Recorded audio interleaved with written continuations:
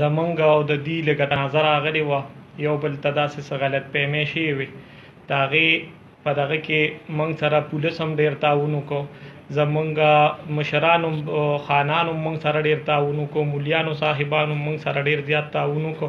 د هغې ټوله شکریه ادا کوو. او زمونږ او دې داسې منځ کې څه غلط فهمۍ وې، څه درېمګړي تلې راغلي وو، هغه غلط فهمۍ الله پاک ختمې کړې او موږ یو بل سره راضینامه وکړه او نن نه پس به انشاءالله داسې یو بل ته سم نه وي. دغه راضینامه کله وشوه او په کومو شرایطو باندې وشوه؟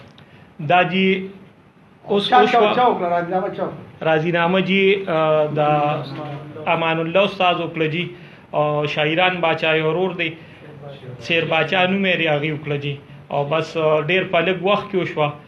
دې کې نور الله خان دي دا ټول ملګري وو، د دې ټولو زه شکریه ادا کوم. زمونږ د اخل قریش قصابانو رونو بیګانو موږ سره ډېر زیات تعاون وکړو او موږ یې د روغې ډېر ښکلې طریقې سره وکړو. موږ د هغې ډېره شکریه ادا کوو جي. کله وشوه په کوم شرط باندې وشوه؟ یاره جي بس اوس 1 بجه وشوه، 10 منټه کم په 1 بجه باندې، او دې کې هېڅ شرایط کې نه خو دي شو فی سبیل الله موږ دې ته ښه نه بخښنه وکړو، دې موږ ته ښه نه بخښنه وکړه جي. من الشیطان الرجیم بسم الله الرحمن الرحیم. زما نوم متاول الله دی او د پلار نوم مې امان الله دی. پړانګ سفرخیلو اوسېدونکي یو.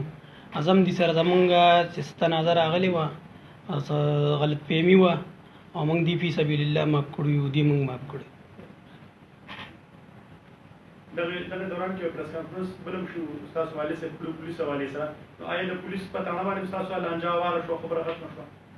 او جی او موږ څنګه هغه پورې لږه خبره وکړئ. نو پولیس چې کم دغه کړی وه موږ په هغې کې 2 ورونه په جیل کې وو، هغه هم راووتل او موږ پکې بي بي اې وکړه. خبره اتره به زموږ ختمه ده. دوی به تاسو سره عدالت ته پیش کېږي که نه د کمالي کیس ختمولو لپاره؟ او جی او